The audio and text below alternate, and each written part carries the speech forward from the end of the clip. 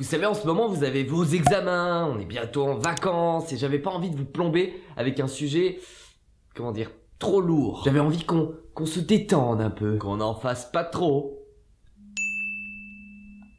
Et c'est en regardant un épisode des Anges que j'ai eu l'idée de faire un épisode sur les perles du bac. Et croyez-moi, je pense que je vais aller revoir les copies du mien parce que je me suis fait clairement voler sur les notes. Croyez-moi, il y a du très lourd. C'est parti. Depuis la fenêtre de la salle d'examen, je vois des oiseaux et des nuages dans le ciel. Mais je vois surtout ma maison, et ça me rend nostalgique rien que de penser que j'y étais encore ce matin. Bon bah voilà, petite mise en bouche de ce que vous allez subir. En plus, quand vous vous retrouvez à l'étage maintenant de vos bâtiments scolaires, les fenêtres sont carrément fermées. Avec des barreaux des fois. Alors pensez même pas à vous enfuir les gars. Bon, je dois vous avouer que moi aussi j'aimais bien m'asseoir à côté de la fenêtre, regarder dehors et me dire... Putain, un jour, Jean, tu gagneras ta vie à faire vraiment ce que tu aimes. Et aujourd'hui, eh bah... Faites des études, les gars. Le langage des sourds et muets n'existe pas. Ils communiquent avec des signes. En fait, ils ont un langage différent des gens normaux. Bon, si vous aussi vous êtes focalisé sur cette énorme faute, c'est bon signe. Ça veut dire que vous êtes fin prêt pour l'épreuve de français. Par contre, ta syntaxe, mon garçon. Première indication d'une phrase loupée... Le « en fait ». J'ai longtemps pensé que Gertrude avait des corps aux pieds.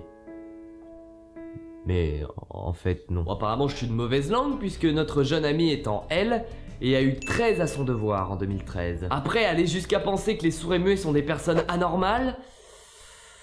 La philo va être compliquée pour toi, mon garçon. Comment s'exprime le sentiment amoureux dans les 3 textes du corpus? De façon très impénétrable.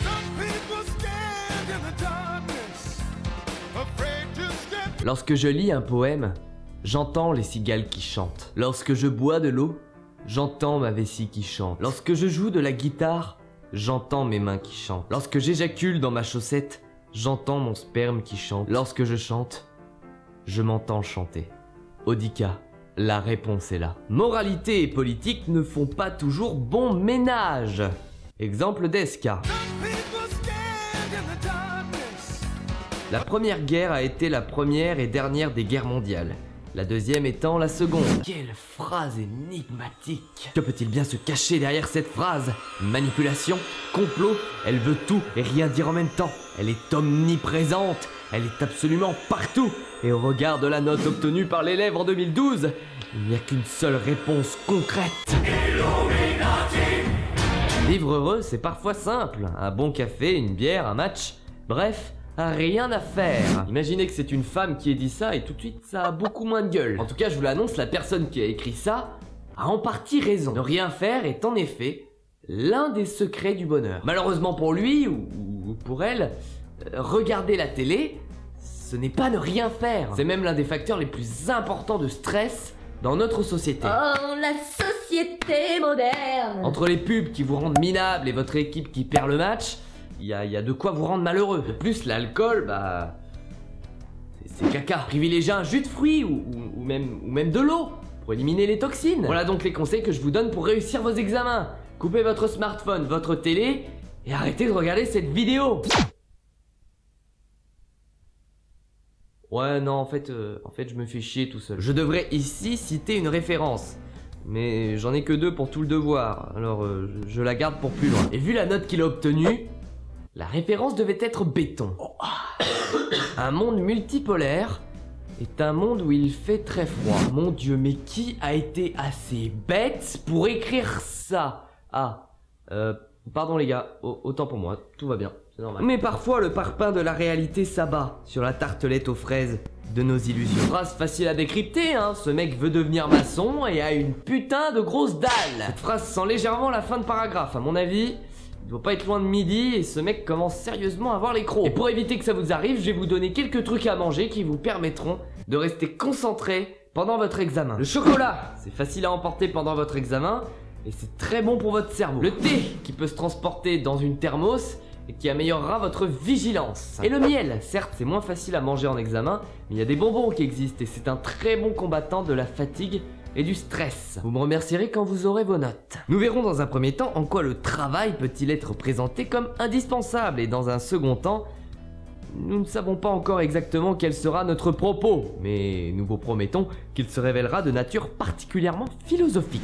Le suspense. La bande-annonce de cette dissertation doit être épique. C'est l'histoire de Billy qui fait quelque chose qui va vous étonner, putain. Et encore une fois, vu la note qu'il a obtenue, pour information, j'ai eu 10 points de moins que lui en philo, QF 7.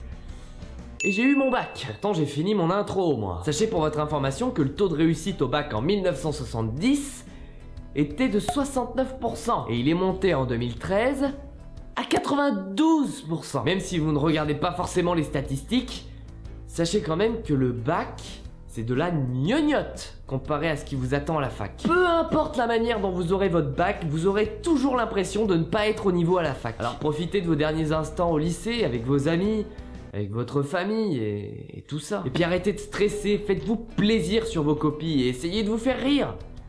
Et croisez les doigts pour que le correcteur rigole aussi. Voilà, c'est la fin de cet épisode, merci de l'avoir regardé. C'était un épisode un peu spécial, j'ai voulu faire un épisode pas trop prise de tête à l'approche des examens. En tout cas, j'espère que ça vous a fait plaisir. Facebook, Twitter et surtout partagez la vidéo si ça vous a plu, c'est le plus important. J'en fais trop pour aujourd'hui. Et maintenant, c'est à vous d'en faire trop. Je vous ai posé un petit sondage sur les réseaux sociaux pour savoir si vous étiez confiant à l'approche de vos examens ou pas. Et bien, pour une grande majorité d'entre vous, vous êtes plutôt confiant, même si vous restez un peu sur votre réserve. Et c'est normal. L'arrière-garde dira que nous sommes une génération de pessimistes.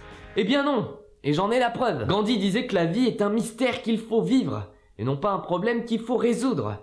Donc vivez vos examens. Ou survivez du moins.